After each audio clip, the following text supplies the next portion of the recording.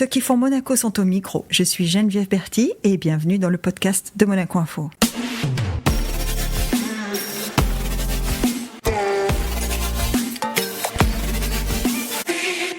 Notre invité du jour est une personnalité marquante du sport monégasque. Gymnaste, fer de lance de l'Étoile de Monaco, il fait rayonner la principauté par ses performances. Championnat d'Europe, championnat du monde, Jeux Olympiques de Rio, il met la barre toujours plus haut. Bonjour Kevin Croetto. Bonjour Geneviève. Kevin, moi je dis, il met la barre toujours plus haut, mais t'es pas qu'à la barre quand même. Parce qu'un gymnaste, il fait tout ou il peut être spécialisé? Alors moi pour ma part je suis généraliste, donc je fais les 6 agrès de la gymnastique, mais on peut se spécialiser dans un ou deux éventuellement. Ouais. Alors ça veut dire que, alors, pour ceux qui ne savent pas, les agrès, il y a les anneaux. Les anneaux. C'est les plus connus. Voilà, le sol. Ah oui, le sol, comme les femmes. Comme les femmes, il y a 2 agrès en commun avec les femmes, c'est le sol et le saut. Le saut, c'est celui Saut avec cheval. le trampoline. Exactement, avec la course d'élan. Ouais, la course d'élan. On tape sur un tremplin, il y a une table, on la percute et après on fait une figure en l'air. C'est vrai. Le cheval d'arçon. Oui. Ça, c'est que masculin. Ça, c'est que masculin, ouais. C'est cet agrès avec 2 arceaux. Exactement. Voilà. Et en général, on fait des cercles dessus. Donc, ça doit être super dur, ça, non? C'est tout le temps en appui avec de l'inertie et un peu comme le vélo, dès qu'on perd de la vitesse, on tombe. Donc c'est assez compliqué, ouais. Bon, on va parler de toute cette technique, mais là, on en est à 4. Il nous manque... Les barres parallèles. les barres parallèles, pardon. Et la barre fixe. Et la barre fixe. La barre fixe qui est... Ben voilà, c'est pour ça que tu mets la barre toujours plus haut, c'est que c'est ton préféré quand même. Ouais, c'est ça, ouais. Parce que celui-là, alors les barres parallèles, c'est les deux qui sont comme un chemin en fait, hein. On passe à travers les barres. Et la barre fixe, c'est une seule barre. Oui. Alors que les femmes, elles ont les barres parallèles. C'est ça, barres asymétriques. Barres asymétriques, oui. Voilà. Et nous, la barre fixe, donc il y a une seule barre à peu près à 2,30 m du sol et on tourne autour. Et pourquoi c'est ton préféré alors?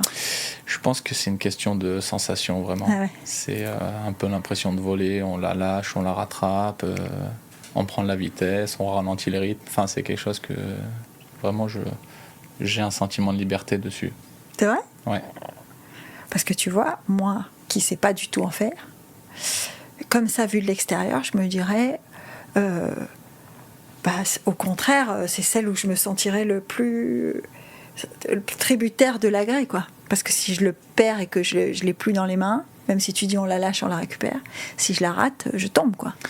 Ça fait partie des choses pour lesquelles ça me plaît, c'est qu'il y a cette adrénaline aussi d'un peu du risque où la marge d'erreur elle est très, très faible parce qu'on sait très bien que si on fait une action pas au bon endroit au bon moment, on peut lâcher la barre.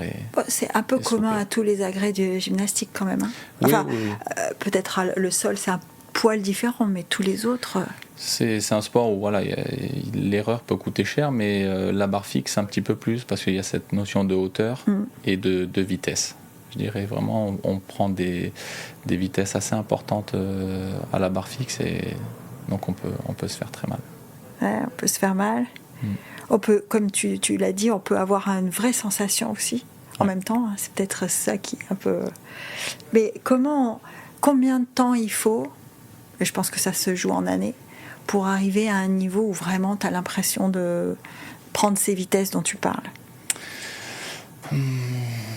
En termes d'années, c'est compliqué à définir, surtout ça dépend un petit peu des âges à laquelle on la pratique, mais je pense que à partir de 8-10 ans de pratique, on commence à être en capacité de faire des mouvements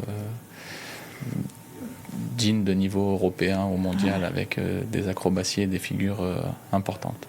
8-10 ans quand même. Hein. Ouais. Parce qu'on en parlait avant de commencer et je te disais, moi j'ai cette image de la gymnastique qui est un sport très exigeant, très technique, très physique. Ouais. Il y a un peu tout quand même. Hein. Ouais, c'est un sport très très complet, un sport de base où on a besoin de coordination, motricité, souplesse, force, explosivité, agilité, équilibre, endurance. Enfin, c'est un combo de beaucoup d'aptitudes. Beaucoup d'aptitudes, ouais. Quand tu disais on a besoin de rapidité et d'endurance, qui sont normalement des qualités qu'on prête à ceux qui font de la course, ça veut dire que pour maintenir le rythme, tu as besoin de ça, de rapidité et d'endurance. C'est ça, de l'endurance de force. Ouais. C'est le plus compliqué à maintenir en gym parce que réussir à faire un élément, c'est assez simple. Ouais. Mais les mouvements qu'on présente en compétition, c'est à peu près entre 10 et 12 éléments. Et du coup, y a une dégradation due à un peu la fatigue qui arrive au bout d'un moment. Et ceux qui arrivent à proposer des mouvements les plus complets, c'est ceux qui arrivent à garder cette endurance de force, cette lucidité, de continuer à faire des éléments difficiles en fin de mouvement. Parce qu'à la gym, on est jugé, hein, c'est ça ? Oui, c'est ça. C'est-à-dire que c'est pas un temps maximum, c'est pas un nombre de points, enfin, on est jugé. C'est-à-dire que on fait l'exercice devant des gens qui nous notent. Exactement. Ouais, c'est dur ça ou pas ? C'est dur parce que, comme dans toutes les disciplines un petit peu artistiques, il y a toujours un petit côté subjectif, un petit côté aléatoire vis-à-vis d'un sport chronométrique où là, le chrono se déclenche et s'arrête et le verdict y tombe. Là, il y a une partie qui est un petit peu plus aléatoire. Donc, c'est sûr, parfois, c'est frustrant quand on est content d'un exercice. Étant donné qu'on connaît bien le code de pointage, donc le règlement, on sait à peu près combien on est capable de sortir et qu'on sort une note un petit peu inférieure ou quand on pense qu'on a fait un mouvement meilleur qu'un autre et qu'on est derrière, c'est toujours un petit peu frustrant. Ça veut dire qu'il faut du mental aussi. Oui, il faut du mental, il faut aussi savoir l'accepter. Hein. Les juges sont des êtres humains, c'est pas des machines, donc eux aussi parfois ils le font pas mal intentionnellement, mais ils se trompent ou ils font des erreurs et puis ça va tellement vite. Par exemple, le saut de cheval, c'est entre le moment où on percute et le moment où on fait la réception, il se passe une seconde et demie, donc percuter, c'est mettre le pied sur le tremplin. C'est ça, exactement. Donc on a une course d'élan de 25 mètres, après on tape donc sur le tremplin, on fait notre figure. Et voilà, il y a une seconde et demie, parfois on fait la même figure et les juges ils ont une seconde et demie pour déterminer lequel a le plus de pénalités que l'autre, donc c'est pas forcément évident non plus. J'ai pas en tête une compétition globale quand on fait les 6, elle se déroule sur combien de temps ? 2 jours ? Non, quand on fait les 6 agrès, c'est sur un jour, ça dure entre 1h30 et 3h en fonction du temps de rotation. Quand tu dis qu'il faut de la force, de l'endurance, il en faut. Hein. C'est ça, mais en compétition, ce qui est encore plus spécifique pour nous, c'est vraiment la capacité à se concentrer au moment juste. Parce que nos mouvements, ils durent entre le saut 1 seconde et demie et les plus longs, des mouvements 1 minute 30, on va dire. Et on fait que 6 passages. Et sur ces 6 passages, ça peut durer par contre 3 heures. Donc il faut être capable d'être... On ne peut pas rester concentré 3 heures focus à 100%, mais il faut être capable à l'approche de notre passage, se préparer et vraiment faire le focus et être prêt au moment où on passe et on lève le bras. Ça, c'est encore un autre travail qui est assez compliqué à faire. Bon, tu disais entre 8 et 10 ans pour arriver à un certain niveau. Est-ce que, à l'instar, on discutait avec Héloïse Hervouet l'autre jour de musique, elle me disait que pour être un pianiste professionnel d'un certain niveau, il fallait commencer petit. Est-ce que la gym, tôt, est-ce que la gym aussi, parce que là, de plus en plus, alors on prenait l'exemple de Victor Wembanyama qui a commencé le basket assez tard finalement et qui est quand même arrivé à un niveau incroyable. Est-ce que ça, c'est reproductible à la gym ? La gym, c'est un sport à maturité précoce quand même, notamment chez les femmes. Chez les femmes, En général, leur pic de carrière, c'est 16-19 ans. Maintenant, on arrive à avoir des femmes qui arrivent à durer un petit peu plus longtemps, 20-22. Tu veux dire que Simone Biles, elle est déjà âgée ? Ah, Simone Biles, ça fait partie des vétérantes. C'est vrai ? Mon Dieu. De la catégorie, oui. Elle a même pas 25 ans ? C'est ça. Mais chez les femmes, c'est encore plus impressionnant. Chez les hommes, on va dire que jusqu'à 28-30 ans, c'est quand même une norme assez facile à atteindre. Et après, ça dépend. On peut continuer jusqu'à 35 ans, mais ça dépend un peu du parcours, les blessures, l'hygiène de vie à côté qui est hyper importante. Donc, tu parles de blessures. Alors toi, tu as été blessé. Hein. Ouais. Dans la carrière d'un gymnaste, alors je parlais avec toi juste avant de ce gymnaste français qui s'est blessé gravement juste avant les derniers JO. Au dernier JO de Rio. Ouais. JO de Rio, ouais. Mais vraiment très lourdement. Ouais. Parce que c'est un sport dangereux, on le dit pas assez, mais c'est un sport dangereux. Tu disais tout à l'heure, n'importe quelle erreur peut coûter très cher. C'est ça c'est vrai que ça fait partie des sports où l'erreur peut être fatale. Il y a quelques sports comme ça, hein. Enfin, je veux dire, quand on pilote une voiture à 300 km/h, l'erreur peut être fatale. En gymnastique, l'erreur peut être fatale. Quand on fait de l'escalade ou de la chute libre, enfin, il y a des sports comme ça qui sont un peu plus risqués que d'autres.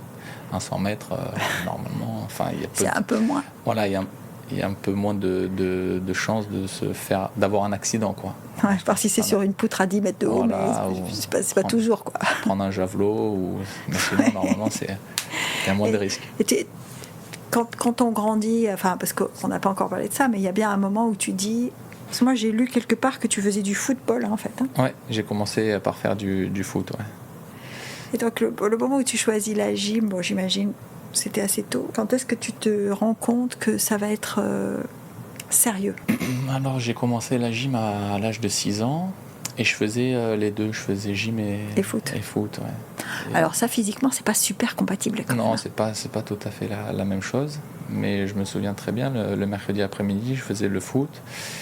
Ma mère me récupérait, m'amenait à la gym. Je me passais un coup de gant parce que j'avais un peu de terre, un peu de synthétique partout. Et du coup, je commençais le cours de gym. Et après, il a fallu faire un choix, hein, comme souvent quand on fait de sport. Et j'ai choisi la gym parce que, très honnêtement, c'est mon entraîneur de gym qui m'a posé la question. Il m'a dit, il va falloir choisir. Et donc, tu veux faire du foot ou de la gym ? Et je pense à l'époque, j'étais trop impressionné. C'était mon prof de gym qui me dit ça. Je dis, je vais faire de la gym. Donc, pendant quelques années, j'ai un peu regretté parce que j'aimais vraiment beaucoup le foot. Et enfin, c'est vraiment un endroit où je me faisais plaisir. Mais la gym aussi, parce qu'il y avait quand même cette liberté qu'on a un petit peu moins dans d'autres sports, notamment les sports collectifs. En gymnastique, on avait une liberté, des sensations qu'on retrouve pas partout. Enfin, la sensation un peu d'être dans les airs, faire des acrobaties. Puis de faire des trucs que les autres font pas quand même. Faire des trucs que les autres font pas. Et donc pour revenir à la question initiale... À quel moment tu sens, parce que bon, ok, ton prof t'impressionne, il te dit tu veux faire de la gym, tu lui dis oui, mais à quel moment tu sens que ça va être sérieux ? Je sens que ça va être sérieux quand mon dernier entraîneur arrive au club à l'Étoile, donc Thierry M, c'est là qui arrive avec des intentions un petit peu plus compétitives et on va pas dire de très haut niveau, mais voilà, mettre en place quelque chose de haut niveau. D'exigence en tout cas. Voilà, d'exigence. On est un tout petit club à l'époque et il arrive avec l'envie de monter quelque chose d'un certain niveau. Et donc c'est là où je me dis, faut que je profite de ça pour me mettre à fond là-dedans. Parce qu'on parlait là du foot. Quand je t'ai dit c'est pas tout à fait la même chose physiquement entre le foot et la gym, il y a un truc que tu as mentionné aussi, c'est que le foot c'est un sport collectif. Et la gym, bon, effectivement, on est par équipe, mais c'est avant tout une performance individuelle. C'est vrai. Est-ce que ça, avec le recul, tu te dis que c'était un choix aussi ? Parce que le collectif, c'est le collectif. On se dit qu'on est protégé quelque part. On est tributaire, mais on est protégé. Ouais. Est-ce que toi, parce que quand tu te mets à faire de la gym et que tu sens que c'est sérieux, est-ce que tu te sens seul ? C'est ça ma question. Non, je me suis jamais senti seul et j'ai jamais considéré la gym comme un sport individuel. Même. Ah, tu vois. Ouais, c'est vraiment... moi, j'aurais été incapable de faire la carrière que je fais actuellement si j'avais pas eu mes partenaires d'entraînement qui comptent vraiment beaucoup. On se rend pas compte, mais bon, nous, on passe entre 25 et 30 heures par semaine ensemble dans la même salle. Et il y a une atmosphère. 25 et 30 heures, ça fait minimum de 4 heures par jour, ça. C'est ça. Il y a une émulation, on se stimule entre nous, on se challenge. Et vraiment, la gym, on a vraiment besoin des autres. C'est très dur d'y arriver tout seul. Donc l'image d'Épinal du mec qui s'entraîne tout seul, c'est pas pour un gym. Ça m'est arrivé beaucoup, notamment pendant les préparations estivales où moi j'avais les championnats du monde qui arrivaient toujours au mois de septembre-octobre. Et où là, moi, tout l'été, j'étais à la salle et là, mes copains avaient 2-3 semaines, c'est ça, où je m'entraînais tout seul parce que ça m'a jamais dérangé. Mais par contre, tout au long de la saison, j'ai toujours ressenti cette force du collectif et qui est, je pense, la force de notre équipe et celle qui nous a permis d'arriver à faire tout ce qu'on a réalisé ensemble. Là d'ailleurs l'équipe de top 12 qui a fait les demi-finales, c'est toi qui la portes. Oui, c'est... Par l'ancienneté, je suis un peu... Il y a ce truc de capitana aussi. C'est ça, bon, pas capitana, mais bon, c'est sûr qu'en étant un des plus anciens, des plus expérimentés, je pense que je suis plutôt d'être un capitaine ou un leader, je suis plus un leader par l'exemple. Enfin, j'ai toujours été très très professionnel dans ma carrière et mes façons d'aborder les compétitions, dans ce sens-là, je suis un leader, je suis un exemple pour les autres. Mais après, je vais pas beaucoup parler, je vais plutôt intervenir au moment où je sens qu'il faut intervenir. Non, pas trop, je suis plutôt de nature réservée en général. Mais voilà, je parle quand je sens que c'est nécessaire et quand je sens que mes coéquipiers ont besoin. Quand tu dis je suis pas vocal, est-ce que le fait de faire de la gym, qui est quand même un sport, tu disais on s'entraîne entre 25 et 30 heures par semaine, c'est un sport répétitif, c'est un sport où il faut vraiment avoir beaucoup de persévérance. Est-ce que ça va avec une personnalité plus refermée, plus introverti, comme je suis, c'est possible. Après, c'est vrai que la gymnastique, c'est un sport assez dur. Ça prend énormément de temps. C'est vraiment dur, Kevin, vraiment. C'est vraiment dur. Enfin, moi, personnellement, ce que je dis souvent à ma femme, j'ai dit j'espère qu'il fera pas de gym parce que...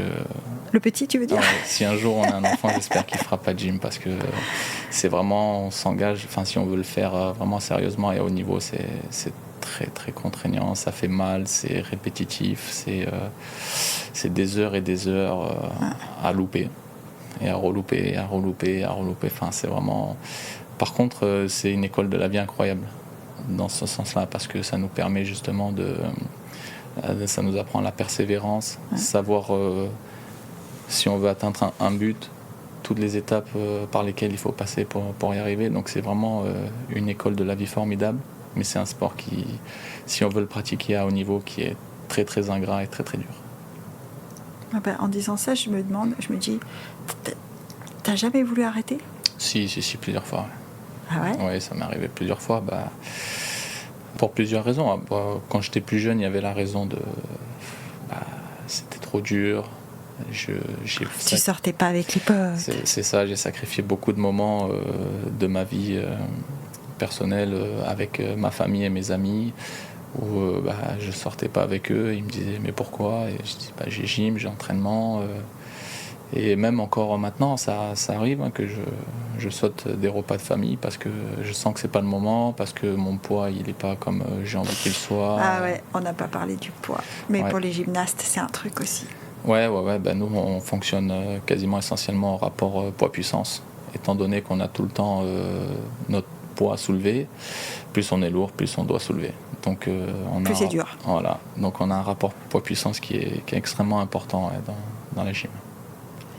Ça, est-ce que c'est une pression, ça? Parce que c'est quoi ta nature? Parce qu'on discutait avec Théo Andan qui me disait qu'il avait une nature plutôt à prendre. Et donc il me disait je suis obligée de me surveiller. Je peux pas faire beaucoup d'écart parce que j'ai pas une nature... mais j'ai une nature à dépasser le poids, en fait. Moi, je prends très vite du poids si je fais pas attention. C'est pour ça que je fais tout le temps attention. Et pendant certaines périodes de ma vie, j'ai fait peut-être trop attention. Vraiment, j'ai fait des... Parce qu'il y a aussi cette idée que dans la gymnastique, il y a ce problème du rapport à l'alimentation qui est difficile, notamment la gymnastique féminine. On parle beaucoup des problèmes alimentaires des gymnastes. Enfin, beaucoup. On en parle aussi. Est-ce que chez les hommes aussi, ça peut arriver? Beaucoup moins. Vraiment, ça tourne pas à la pathologie, quoi. Non, c'est moins tabou. C'est pas comme dans les années 80-90 où on voyait les entraîneurs... féminin surveiller ce que mangeaient les filles. Ouais. Ça, moi j'ai jamais eu. Simone Biles, elle n'est pas maigre. Non, elle est pas maigre. Elle doit avoir un rapport poids-puissance assez impressionnant. Un rapport poids-puissance très très impressionnant, mais moi j'ai toujours fait très attention parce que si je fais pas attention, je prends du poids. Et donc c'est plus dur. Et si, pour moi, le sport, donc on va dire de tous les jours, pour des personnes qui pratiquent tous les jours mais qui ne veulent pas forcément faire du haut niveau, il y a 80% qui se passe dans la salle et 20% qui se passe en dehors. Ouais. Quand on veut se mettre à faire du haut niveau, donc avoir les objectifs que j'avais, je pense que le à côté il représente 60% et ce que tu fais dans la salle uniquement 40%. Parce que on ne se rend pas compte, mais l'alimentation, la récupération, tout ça, ça change vraiment tout. Enfin, moi, j'ai vraiment expérimenté des choses où je suis allé très très loin dans la démarche et je me suis rendu compte que ça change vraiment tout. Et c'est là où le cap, il se fait en général entre ceux qui vont très haut, très loin, très longtemps et ceux qui n'arrivent pas à passer... À passer un certain niveau, ouais. Parce que bon, là, j'ai fait un petit compte. Alors, excuse-moi si je ne suis pas tout à fait correcte, mais on ne compte plus le nombre de participations au championnat du monde, parce que donc championnat du monde, je parle volontiers pas de l'Europe et du championnat de France, mais je parle des championnats du monde, parce que si tu participes au championnat du monde, c'est que tu as ce niveau que tu disais de passer un cap. Comment ça se prépare un championnat du monde ? Comme les autres ? Comme les autres, comme une compétition normale. La prépa est un tout petit peu plus intense. Ouais. On fait des stages souvent avec d'autres nations pour se mettre un petit peu dans... Il y a cette particularité à Monaco d'être un petit peu isolé. J'étais le seul dans la salle à préparer ce type de compétition. Et en plus, tu parlais de l'été où les autres n'étaient pas là. C'est ça, donc avec mon entraîneur, on allait souvent faire des stages avec d'autres nations, souvent l'équipe de France. Et du coup, on se met un peu à leur rythme, à leur diapason. Ça nous permet d'avoir un cap et une émulation de groupe toujours, parce que toujours ce sport individuel qui a besoin d'être dans un sillage d'un groupe ou de quelqu'un, c'est important. Oui, peut-être que c'est important aussi. Parce que quand je te disais comment on prépare, la préparation mentale, elle doit être importante. Parce que tout à l'heure, tu disais il faut être capable de se concentrer quand il faut, etc. Il faut aussi être capable de se dire j'ai pas fait exactement ce que je voulais faire. Enfin, sur une compétition comme ça d'une journée, d'abord tu peux pas être dans un jour sans. C'est ça, c'est souvent le problème. C'est vrai ? Ouais. C'est pour ça qu'on répète autant nos mouvements. On fait énormément de ce qu'on appelle de tours des 6, donc le programme de compétition au 6 agrès régulièrement pour être en capacité de le faire fatigué, avec un jour sans justement. De mauvais poils, énervé d'une mauvaise journée, avec des mauvaises sensations, parce que ça arrive, forcément. Ça arrive, ouais. Oui, les mauvaises sensations, ça arrive ? Oui, ça arrive. Il y a des jours où on arrive, on se met sur les mains, on dit j'ai pas d'appui. Enfin, c'est vrai ? Ouais, ça arrive. Malgré tout ? Ouais, je pense que c'est comme un basketteur qui un jour il dit il a pas la main, quoi. Il sent moins le shoot que. Ah oui, chez les basketteurs. D'ailleurs, ça se voit. Les gens disent mais normalement il est tellement adroit. Bah oui, il y a des jours où ça rentre pas. Comme les coureurs, ils peuvent dire aujourd'hui j'ai pas les jambes. Enfin, je pense que ça arrive dans tous les sports. Quand on arrive à un certain niveau, on est dans une certaine limite. Ouais. Et donc forcément, quand on est toujours à la limite, c'est compliqué d'y rester, quoi. Quand on est sur le fil, c'est compliqué d'y être tout le temps. Et c'est pas possible d'ailleurs. Donc pour se préparer, c'est beaucoup de répétitions. Et après une énorme partie mentale. Parce que voilà, un peu comme dans tous les sports, il y a ceux qui arrivent à performer en compétition, donc les champions du monde de l'entraînement et les champions de compétition. Enfin, c'est dans tous les sports pareil. Il y a les champions de l'entraînement et puis il y a les autres. Exactement. Nous, on en a en entraînement qui sont hyper faciles. Stratosphériques. Voilà. Et après en compétition, peut-être par, je sais pas, le stress, la pression, ça arrive qu'ils perdent leurs moyens. Donc, Est-ce qu'on a le trac quand on est un gymnaste ? Oui. Mais je pense que c'est bien. Enfin, moi j'ai un stress, mais un bon stress, un stress qui me galvanise. J'ai jamais eu de stress paralysant, en tout cas de stress paralysant, j'ai jamais ressenti ça. J'aime la compète. Ah ouais ? Ouais, j'aime la compète. Et puis quand on fait un sport comme la gym, où on s'entraîne 25 heures, 30 heures par semaine pour faire peu de compétitions au final dans l'année par rapport au volume d'entraînement. Bon, le top 12, l'avantage c'est que ça donne des rendez-vous réguliers. C'est ça. Mais après, on fait pas comme les basketteurs ou les footeux. C'est pas un match tous les 3 jours. Ouais. Exactement, il n'y a pas de match tous les 3 jours, pas de compétition tous les 3 jours ou tous les week-ends, sauf sur des périodes de 4-5 mois. Mais sinon, on en a quand même un petit peu moins. Donc c'est vraiment le moment pour lequel on a travaillé. Donc c'est le jour de la récolte, quoi. Enfin, moi, c'est comme ça que je le vois. Je m'entraîne dur tout le temps et la compète, maintenant, c'est le jour de paix, quoi. Ouais, parce que là, je regardais et je vois des médailles de bronze au championnat de France, qui est quand même... Voilà. Et je vois des participations au championnat du monde, au championnat d'Europe, et je vois aussi championnat de France universitaire. Ouais. C'est incroyable. Et JO de Rio quand même. JO de Rio, il y a aussi eu les Jeux méditerranéens, donc toujours vrai. pour le comité olympique, les Jeux des petits États aussi, où j'ai pu participer à 2 éditions. Tout ça en 10 ans, hein. En 10 ans, ouais. Donc ça veut dire 10 ans à fond. Intense, 10 ans. Parce qu'il y a aussi eu la parenthèse blessure, qui a duré presque 1 an, je crois. Alors je me suis blessé plusieurs fois à différents endroits, donc la plus dure psychologiquement et celle qui m'a vraiment mis le plus gros coup d'arrêt, ça a été le genou droit. En 2015, les ligaments croisés, juste avant, c'était 6 mois avant la sélection olympique et 2 mois avant les Jeux des petits États en Islande. Celle-là, elle était... Celle-là, c'est au propre et au figuré, elle t'a cassé la jambe. Hein. Ouais, celle-là, elle m'a vraiment...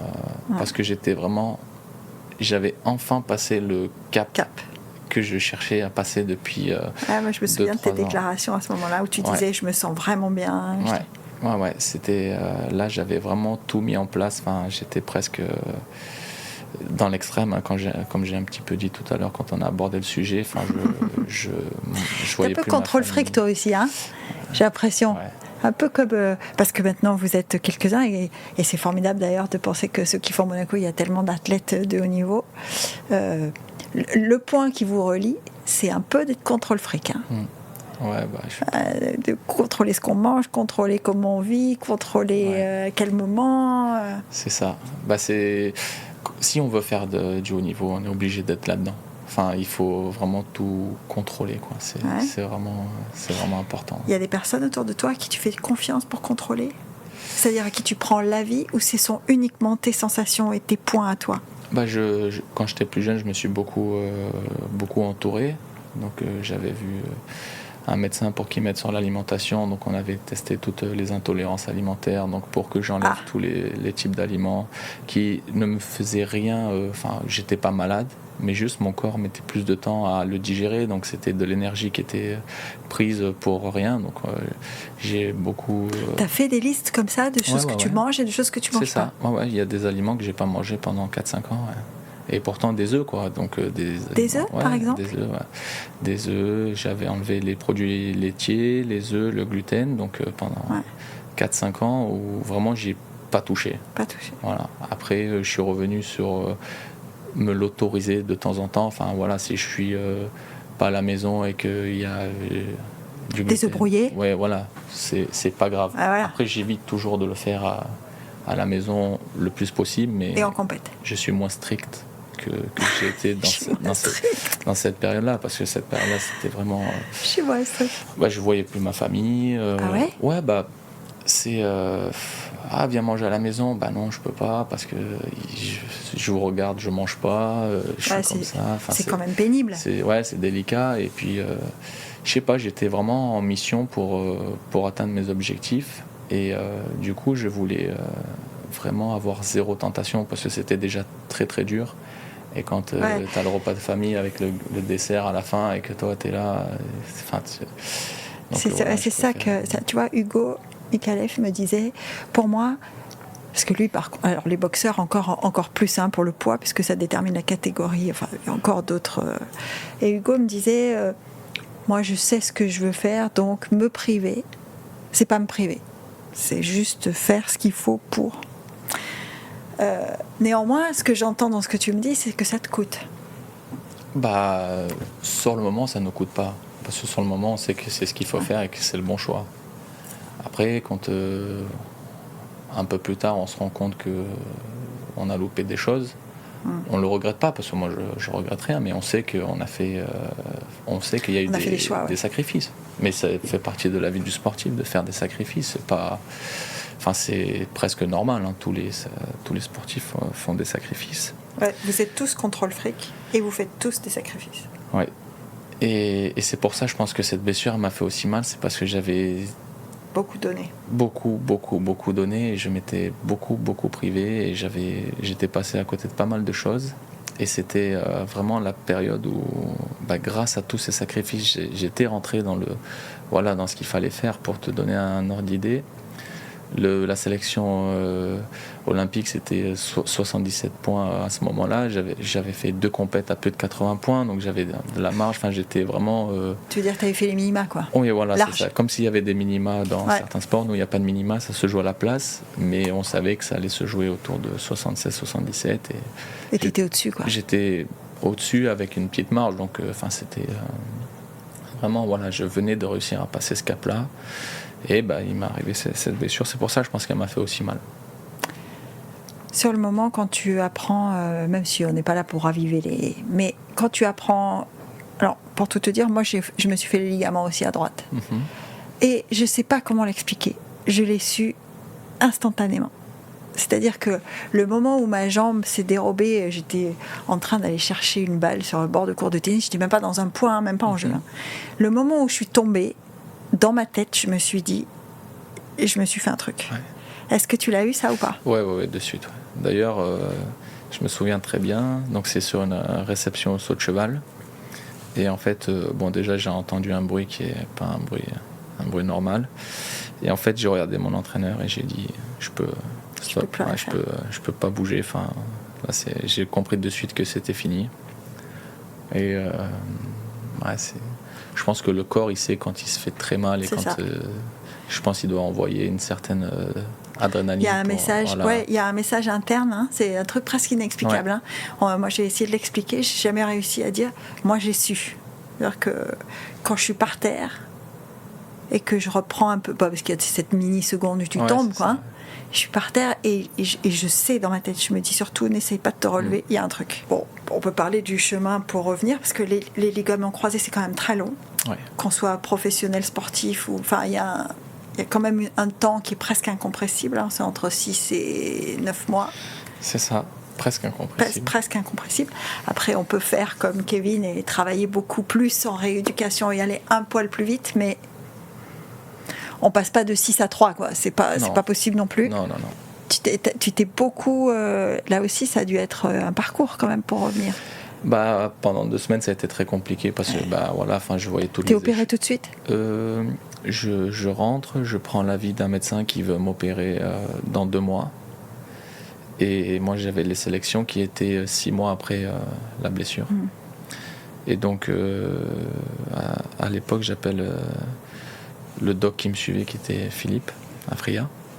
Qui est venu ici, d'ailleurs. Hein. Ouais. Et je lui dis, écoute, est-ce que tu pourrais soit me voir, soit me donner le contact d'un chirurgien, parce que le chirurgien que j'ai vu, il veut m'opérer que dans 2 mois, et moi c'est impossible parce que j'ai les championnats du monde sélectifs pour les Jeux qui sont... Le contrôle fric était de retour. C'est ça. Et donc il m'a mis en relation avec le chirurgien qui m'a opéré. Donc tout de suite. Une semaine après la blessure. Ouais. Et donc j'ai pu faire la compétition 5 mois et demi après l'opération. Ça, avec des mouvements réduits. Oui. Des mouvements réduits, des sorties réduites. Mais j'ai pu présenter déjà les 6 agrès. Chapeau, hein. Ouais. En 5 mois et demi. Ouais. Il y a pas mal de nations qui n'avaient pas compris, qui avaient un petit peu halluciné de me voir. Parce que je me fais mal au championnat d'Europe au mois d'avril, et je fais les championnats du monde au mois d'octobre, 5 mois et demi après la blessure. Ils ont dit quand même. Robocop. Après forcément c'était quand même dur de ne pas pouvoir présenter ce que je savais faire, parce que j'ai dû réduire pas mal sol, saut, qui sont des agrès qui étaient des agrès forts pour moi, et aussi certaines sorties. Mais j'étais déjà content d'être là, et puis ça Quand tu dis les sorties, c'est pour ceux qui nous écoutent et qui l'ont pas en tête, c'est quand on termine son exercice, il y a une figure à faire pour lâcher. Hein. Exactement, ouais. Et qui donne pas mal de points. Et qui donne pas mal de points, ouais. Mais c'est un peu comme le patinage, il y a des degrés de difficulté qu'on enchaîne et qui font monter ou pas la note. C'est ça. Donc chaque valeur a un élément, donc A, B, C, D, qui donne 0,1, 0,2, 0,3 ou 0,4 dixièmes sur la note de départ. à laquelle à la fin il soustrait la note d'exécution, donc les fautes, les imperfections, les réceptions mal maîtrisées, tout ça. C'est une pression constante quand même. C'est un sport artistique, donc on sait que chaque mouvement du complet, ce qu'on appelle nous le complet, donc la routine quoi, c'est épié. Enfin forcément, s'il y a une pointe qui est pas tendue, ils vont noter sur leur feuille. Donc c'est comme tous les sports artistiques quoi. C'est vraiment, il faut que ce soit lisse et réglé. Si tu devais me citer un souvenir en particulier, bon là on a parlé d'un souvenir douloureux, mais moi je vais te demander là de me parler d'un souvenir heureux. Alors peut-être pas un en particulier, mais un moment où tu t'es senti vraiment... Alors là, tu as quand même dit, j'ai fait 2 compètes à 80, donc je sais que ça fait partie des moments où ça a dû être très très fort. Ouais, mais là j'en ai 2 qui me viennent en tête et ils en font pas partie. Je pense mes 2 plus beaux souvenirs, ceux que je suis capable de me souvenir le jour où je vais casser ma pipe. Je pense que ce sera l'entrée dans le stade au Maracana pour la cérémonie d'ouverture à Rio. Ouais. Ça c'était une question que j'avais. Fallait que tu me racontes ça parce que ça, c'est quelque chose, non? Maracana, c'est quoi? C'est 100 000? Ouais, c'est ça, c'est incroyable. C'est 100 000. Enfin, et puis c'est déjà... Bon voilà, le Brésil, les Sud-Américains, là, cette ferveur qui peuvent transmettre et avoir. Donc déjà, avant d'arriver au stade, dans les rues, tout le long des couloirs pour accéder au stade. On entend le bruit. Il y a aussi des gens qui sont en dehors du stade. Enfin déjà, on est dans une immersion depuis 2 semaines qu'on est au Brésil, donc c'est déjà incroyable. Et là, on rentre dans un stade qui est quand même un stade mythique. Enfin moi, j'adore le foot, je regarde beaucoup le foot à la télé, donc Maracana avec. Maracana. Qui est en plus un temple des plus grands footballeurs du monde. Enfin, je veux dire, Pelé a joué à Maracana. C'est ça. Ouais, c'est un stade qui est symbole quand même. Plein d'histoires. Et au-delà de rentrer, de ressentir tout ce qu'il y a autour de moi, il y a aussi c'est la récompense de tout ce que j'ai fait depuis que je me suis mis dans ce sport, quoi. Enfin, on a un petit peu cette rétrospective qui se fait sur... j'ai pas fait tout ça pour rien, je vis ça, quoi. Et c'est vraiment c'est un sentiment, enfin c'est une des rares fois dans ma vie où j'ai eu une émotion. Je suis pas très émotif, comme je t'ai dit tout à l'heure, je suis plutôt quelqu'un de timide, réservé. Alors pardon si je t'interromps là, parce que c'est fort ce que tu es en train de nous dire. C'est un moment où j'ai eu une émotion. Le fait qu'on soit timide n'empêche pas les émotions. Ce que moi je mettrais plutôt en parallèle, c'est le contrôle fric a peu d'émotions. Parce que justement, quand on veut tout contrôler, les émotions, ça fait partie des choses qu'on contrôle d'abord. Voilà. Je mettrais plutôt sur ce plan-là. Je suis très dans le contrôle aussi des émotions. J'extériorise très peu. Voilà, Tu sais, Charles Leclerc disait, là, je sais pas, pardon, je te coupe, mais ça me fait penser, il disait, à 2 tours de la fin, dans le casque, j'ai commencé à avoir les larmes qui montaient là quand il gagne à Monaco, et je me suis dit, non, pas maintenant, parce que si j'y vois plus rien, potentiellement, comme évidemment, avec un casque, une cagoule, des gants, on peut pas s'essuyer les yeux, quoi. Donc, et on imagine, et il dit, j'ai dû reprendre le contrôle. Est-ce qu'il y a eu des moments comme ça pour toi aussi? Parce que quand tu rentres sur Maracana, t'es pas en compète. Non, donc là, je suis... T'as profité, quoi. Ouais, j'ai profité, j'étais avec mon entraîneur, mon ostéo, le reste de la délégation, et c'est vraiment quelque chose, surtout avec l'année d'avant où je m'étais fait les croisés, où il y avait beaucoup de travail pour revenir, pour essayer de reprendre un certain niveau. Ça a été vraiment un moment très, très fort et très plaisant, vraiment. Ouais. Oui, parce que ce qu'on entend dans ce que tu dis, que tout à l'heure tu as dit, la compète, c'est le moment où tu fais les trucs pour lesquels tu as travaillé. Là, j'imagine que quand tu arrives à Rio, tu te dis, voilà, j'ai pas fait tout ça pour rien, quoi. C'est ça. Oui, bien sûr. Tous les sacrifices dont que je te disais tout à l'heure avec les 4-5 ans, plus les sacrifices que j'ai dû faire pour revenir de la jambe, parce que c'est un investissement déjà. Parce que Rio, c'est après les croisés. C'est après. On dit toujours, ceux qui ont eu les croisés, ils savent qu'il y a un avant et un après. Ouais. À moi, il y a eu vraiment... Il y a vraiment... Ça, c'est véridique. C'est un avant, un après les croisés. Les croisés, c'est... Ouais. C'est C'est un moment très très charnière, qu'on soit professionnel ou pas, mais dans la vie de son corps, c'est un truc. Ah oui, il y a eu vraiment une bascule qui s'est faite à ce moment-là. Et du coup, même pour revenir de cette opération, donc j'avais les entraînements que je continuais, parce que bien sûr la jambe avec l'attelle, tout ça, mais le haut du corps, le gainage, tout ça, j'ai continué, j'ai repris tout de suite, quoi. Et en plus de continuer à m'entraîner au niveau gymnique, il a fallu faire la réathlétisation de la jambe, donc reprendre... Parce que les gens qui n'ont pas eu ça, ils ne savent pas, mais on perd complètement le quadriceps. Complètement, presque complètement. Le quadriceps, c'est ce muscle qu'il y a entre le genou et la hanche, devant, sur le front de la cuisse. Et alors, tant qu'on ne le sait pas, tant qu'on ne l'a pas expérimenté, on ne sait pas, mais on fait beaucoup de choses avec ce muscle.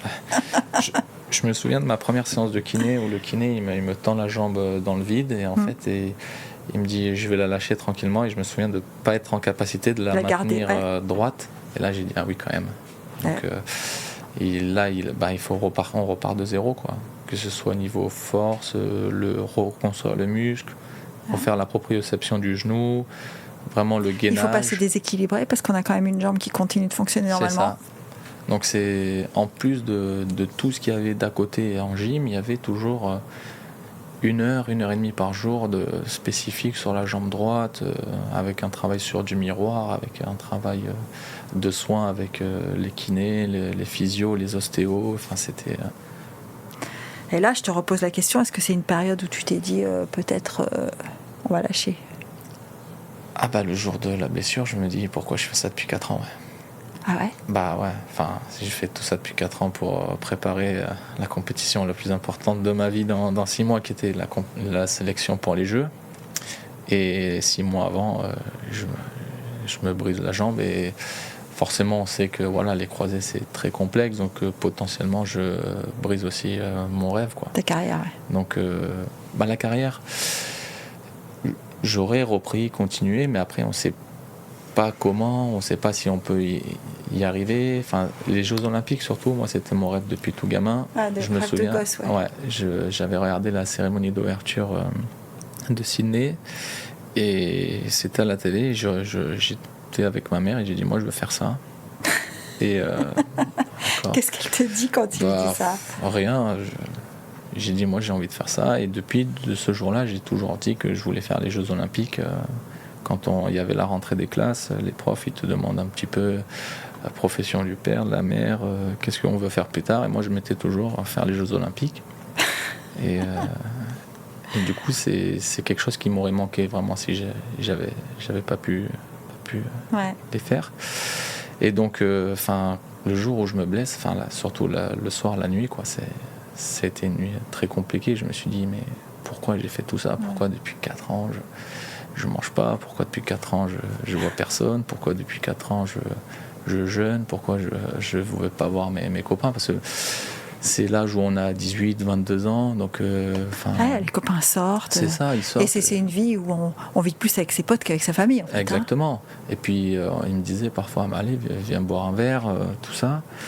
Et je disais non, il me disait, mais c'est bon, une bière, ça va pas te tuer, ou même ne serait-ce que venir avec eux, mais... Le problème, c'est que c'est une fois, mais c'est une fois, si je fais une fois ça tous les soirs, avec toutes les sollicitations, en fait, au final, 4 fois dans la semaine, on voit soit ses proches, soit ses amis. C'est ce que disait Pierre, il y avait Pierre Frola qui était à ta place, et il me disait, moi, c'était non systématiquement. Parce qu'une fois, c'était déjà une fois de trop. Ah, bien sûr. Voilà. Et puis, c'est même pas, c'est juste... dire non à la sollicitation, parce que des propositions pour aller manger au resto ou pour aller boire un verre, on en a 3-4 dans la semaine, quoi, et puis tu choisis pas. Donc moi je disais non, et voilà. Mais est-ce sur que cette période-là, t'as gardé des potes de jeunesse, des gens qui sont pas dans la gym, qui t'entourent? Oui, beaucoup. Mais ils l'ont compris, parce que déjà je leur ai expliqué, parce que même sur le repos, le fait de se coucher plus tôt, parce qu'on peut aussi aller avec eux, boire un Perrier jusqu'à 22h30 et rentrer, mais même ça, il fallait rentrer, se coucher plus tôt. C'était vraiment la période avant avant la blessure au croisé, c'était vraiment une période où j'avais vraiment maximisé le professionnalisme de l'athlète, quoi. C'était vraiment... En même temps, j'imagine que c'est le cas de tous les gymnastes qui sont à ce niveau-là. Je les imagine pas aller boire des coups tous les soirs ou manger des pizzas, quoi. Non. Il y en a très peu. Il y a toujours une exception, voilà, mais... il y a toujours des exceptions. Des gens... Est-ce que ça, dans le milieu, parce que bon, quand on n'est pas dans ce milieu de la gym, tu parlais de Thierry tout à l'heure, hein, qui a été un élément déclencheur, etc. Est-ce que dans le milieu, cette espèce de code de conduite, il est connu, c'est-à-dire que vous vivez à peu près tous pareil, c'est-à-dire un gymnaste, je te donne un exemple, je sais pas moi, bulgare ou un gymnaste allemand, est-ce que vous avez ça en commun, de devoir contrôler le rythme de vie, l'alimentation, est-ce que tout le monde partage ça ou c'est propre à des cultures en particulier? Alors on partage pas tout ça, je pense. Ouais. Mais ceux qui excellent, oui. Je pense ceux qui vraiment oui. Et puis après, moi, j'étais obligé de faire ça parce que j'avais moins de qualité de base que les autres. Ah bon? Pour un gymnaste. Parce que là, moi, comme ça, quand je t'ai vu pratiquer, j'aurais plutôt tendance à te dire que tu en avais plus que les autres. Mais enfin, je suis plus grand que les autres. Oui, alors ça c'était un truc. Ouais. Effectivement, c'était ma question parce qu'on a beaucoup parlé du poids, on n'a pas parlé de la taille. Et globalement, j'ai l'impression que les gymnastes ne sont pas grands. Non, ils sont pas grands. C'est la sélection naturelle. Plus on est grand, plus c'est compliqué. Donc on se décourage plus vite, quoi. C'est ça. C'est plus compliqué. Et donc toi, plus grand, ça voulait dire que déjà tu avais pas un handicap, mais une difficulté. C'est ça. Par exemple, pour prendre la croix de fer aux anneaux qui parle à tout le monde, si on a un bras de levier de 1 mètre ou de 60 cm, c'est pas pareil la force à déployer. Donc, puis même pour les acrobaties, plus on est petit, plus le centre de gravité est réduit. Enfin, plus c'est pour le saut de cheval, par exemple. Le saut, toutes les acrobaties, on tourne plus vite, on a une plus grosse vitesse de rotation. Donc être grand, c'est vraiment pas un atout en gymnastique. Non, en général, il vaut mieux être petit. Mais donc voilà, donc moi j'avais pas un gabarit pas forcément hyper adapté à la gym, mais qui n'empêche en rien. Hein. Tu avais quand même des aptitudes au moins musculaires. Et de souplesse. Alors de souplesse, oui. Le rapport poids-puissance est dû à ma taille et à mon volume qui est pas si bon que ça au final. Pourtant, des heures et des heures de muscu, mais pour un rapport poids-puissance qui est, c'est toujours pareil. C'est quand on fait 50 kilos, c'est facile de soulever 80, donc on est presque on a plus d'une fois et demi son poids quand on fait 80 kilos avec pourtant 5% de MG. C'est dur de faire une fois et demi son poids, quoi. C'est ça. C'est plus dur. C'est vrai, on arrive presque à 200 kilos. Là. Ça va vite. Ça fait. Moi, j'ai réussi à soulever en développé couché le plus. J'en fais pas trop de muscu avec les poids, mais j'avais fait. Je me souviens 1,5 une fois, donc ça représentait 120 kilos, donc une fois et demi mon poids. Enfin, c'était déjà pour arriver à faire ça. Oui, c'était dur. Et puis c'était pas très utile, mais malgré tout, ce rapport poids-puissance, il est très très important en gym. Donc voilà, par contre, j'avais des bonnes qualités de souplesse, j'avais des qualités acrobatiques que j'avais pas bien exploitées au tout début de ma carrière parce que j'étais pas un super acrobate, mais par contre, je savais que je me sentais bien en l'air. Je savais où j'étais, je savais retomber sur mes pattes régulièrement, donc voilà, on va dire, j'avais pas des super, enfin, j'étais pas un talentueux, quoi, comme on peut. Non, j'avais pas des prédispositions. Parce que tu n'avais pas de prédisposition, mais néanmoins, tu devais en avoir une. Parce que moi aussi, je m'y suis essayée quand j'étais petite. Et moi, ça me faisait peur. Alors, toi, ça te faisait pas peur? Ça, c'est vrai que ça fait partie d'une des forces que j'ai, c'est que j'ai pas trop peur. Je suis plutôt un casse-cou depuis tout petit. Parce que moi, je me souviens la première fois où on m'a dit il faut que tu fasses la roue, j'avais l'impression que et une fois que je l'ai faite, tu vois, mais cette appréhension d'une petite acrobatie de base, hein. Donc chaque fois que je regarde les figures au sol notamment, je me dis mais comment ils se lancent dans des trucs pareils, quoi. Ouais. Non, moi ça va, j'étais vraiment un un petit enfant hyperactif, casse-cou. Ah, voilà, on arrive à la partie qui m'intéresse. Pour le plus grand plaisir de sa maman qui devait gérer avec ça. Non, moi je grimpais partout, je faisais toujours, s'il y avait une bêtise à faire, j'étais là. Et question caractère, alors tu dirais que t'es facile? T'es comment? Parce qu'on a parlé beaucoup du fait d'être un contrôle fric ou d'être introverti, bon, tout ça, mais ce que je comprends quand je vous ai, quand je dis vous, c'est les athlètes qui viennent ici et tous ces talents qui viennent nous parler, c'est qu'il y a aussi une force de caractère particulière. Ouais, moi, force de caractère, c'est vraiment, je pense, ce qui me caractérise. Et ce qui m'a caractérisé tout au long de ma carrière, c'est vraiment la persévérance, pas lâcher, toujours m'accrocher, être un peu, comme on dit, d'un mot un peu vulgaire, être un chien, de toujours en vouloir plus, toujours faire plus. Un trait de caractère qui me définirait bien, c'est têtu, ça va pas mal avec ça. Ouais, je suis un petit peu têtu. Ouais, Comment ça se passe dans la vie courante? Alors, on va parler de ton épouse, puisque vous êtes mariés il y a pas si longtemps que ça. Au mois de septembre dernier. Donc, tu vois, t'es têtu comme ça avec elle aussi? Non, ça va. À la maison, ça se passe un peu mieux. Bon, après, si je sais que j'ai raison, c'est compliqué pour elle. Ça, c'est le têtu qui parle. C'est ça. Dis, si je sais que j'ai raison, forcément, un têtu, il a souvent raison. Hein. C'est ça. Non, mais ça, je pense que je suis pas trop... Ça va. En relation avec les autres, j'arrive à... Et oui, parce que c'est bien que tu parles des autres, parce qu'il y avait un point que moi j'avais repéré, c'est que tu es quand même, malgré le fait que tu sois un contrôle fric et que tu te concentres beaucoup sur ta carrière, tu es très engagé pour les autres. Oui.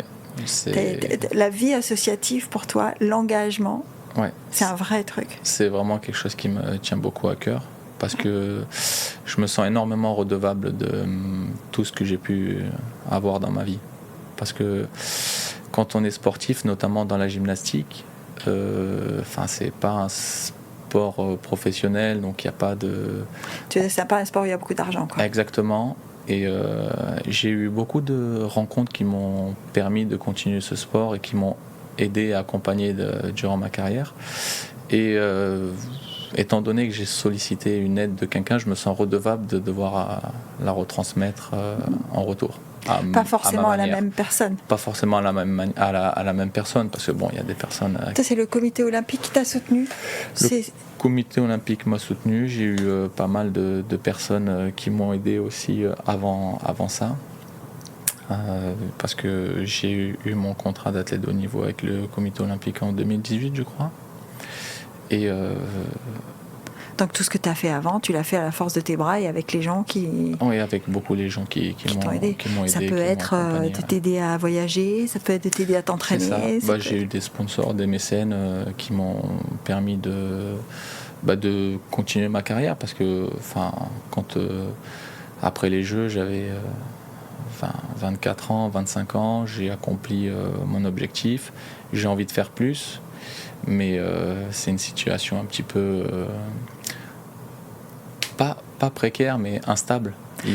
Quand on n'a pas un salaire qui tombe, c'est compliqué de se projeter dans la vie, de savoir qu'est-ce qu'on va faire, on cotise pas, on commence à se poser ce genre de questions, parce que... Oui, on pense à sa retraite, on pense à plein de choses. Exactement, parce que j'avais atteint cet objectif-là, et qu'il fallait aussi commencer à se préoccuper de tout ça.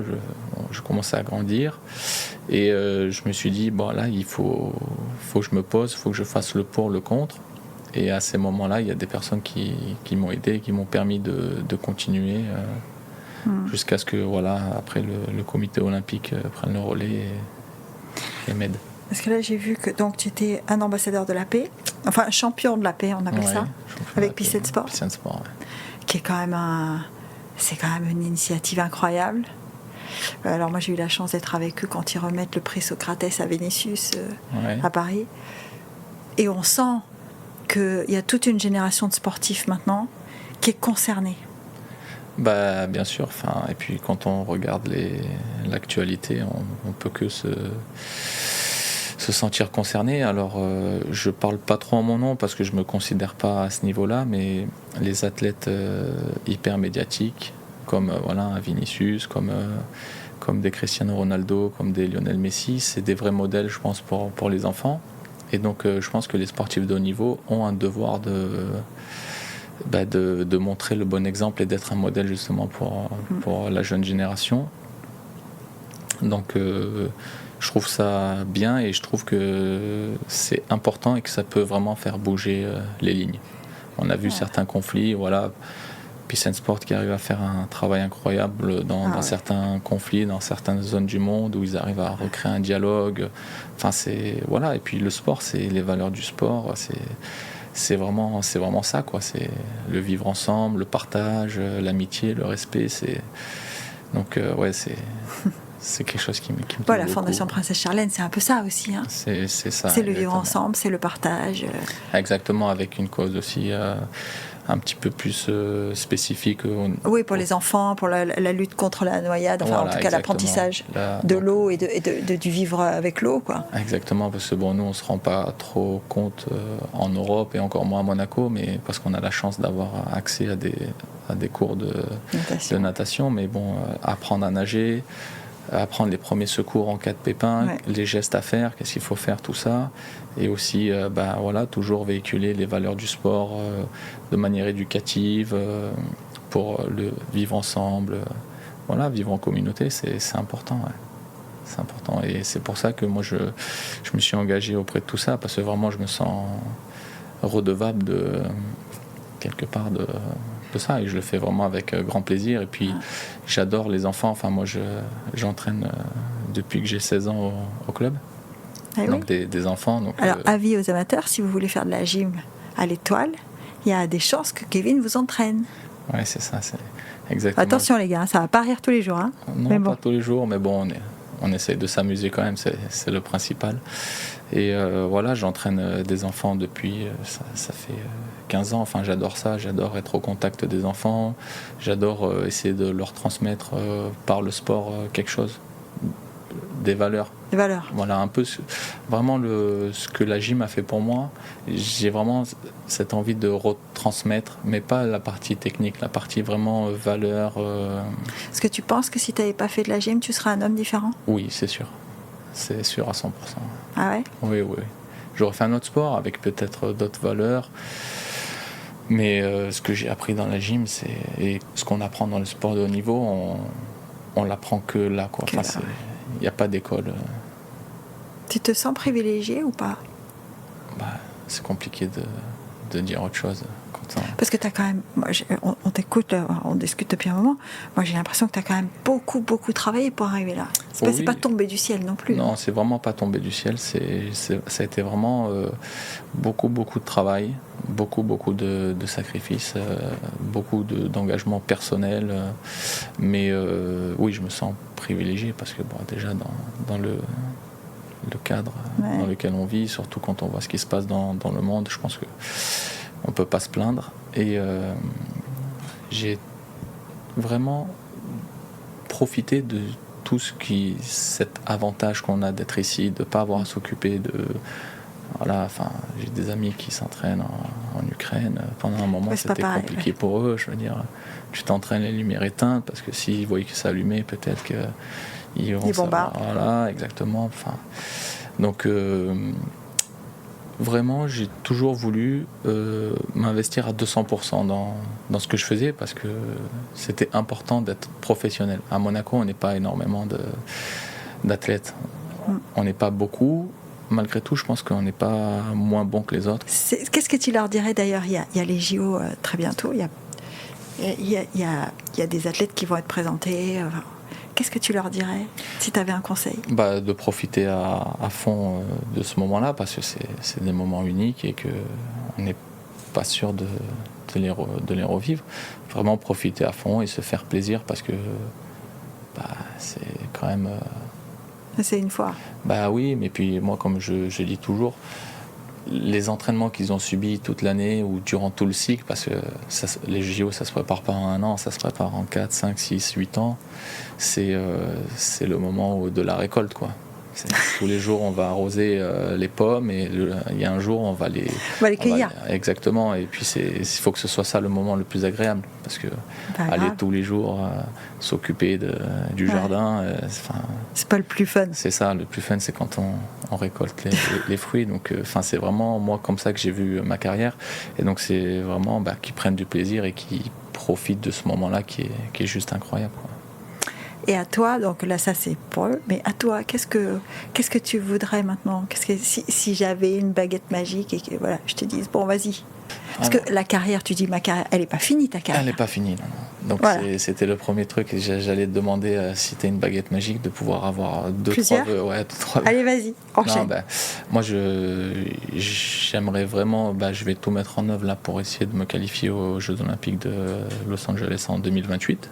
Donc voilà, ça c'est avec au passage une étape des Jeux des petits États qui sera à Monaco en 2027. Donc ça c'est une date importante. C'est 2 compétitions qui m'animent et qui me tiennent à cœur. Ensuite, le bonheur dans ma vie de tous les jours, notamment dans ma vie de famille, parce que c'est quelque chose qui m'importe énormément. C'est vraiment la stabilité familiale, c'est vraiment quelque chose que je tiens à avoir et que je recherche. Et la santé surtout, parce que oui, la santé c'est quand même la base de tout. On peut... Un petit top 12 ? Champion de top 12, ce serait vraiment la cerise sur le gâteau. Parce que le top 12, c'est une vraie compétition par équipe. Ouais, c'est vraiment une compétition par équipe. C'est une compétition c'est un projet d'un groupe d'amis. C'est ça. Qu'on a depuis un moment et on s'est toujours dit un jour on va y arriver, un jour on va y arriver. Donc au début on était en 9e division, donc c'est... il y a du chemin. Autant te dire qu'il y a du chemin, puis en 3e, puis en 2e. Après, on a accédé au top 12. On a réussi à faire... la première année, on fait 4e. On a fait 2 fois 3e. Cette année, on a refait 4e. Donc voilà, ce serait vraiment l'aboutissement de ce groupe d'amis qui s'est donné à fond et les moyens tous les jours à la salle pour mettre le club... à qui on doit beaucoup, parce que ce club-là, on lui doit beaucoup, et le mettre juste sur le plus haut, la plus haute marge du podium possible. Eh bien écoute, on y sera en tout cas. Fais-nous confiance, on y sera. C'est gentil, merci beaucoup. Merci Kevin d'avoir trouvé un moment pour nous. Merci à toi. Merci.